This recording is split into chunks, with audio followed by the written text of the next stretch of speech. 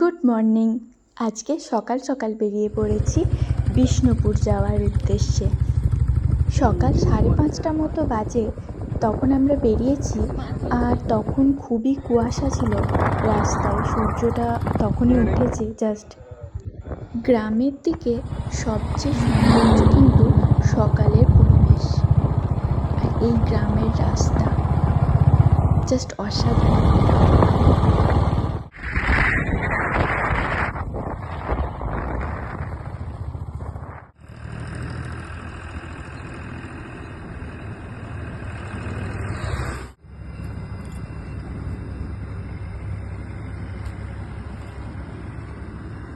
আর এই ফুলটা রাস্তা থেকেই তোলা, কি ফুল জানি না, তবে খুবই সুন্দর, ছোট্টর মধ্যে।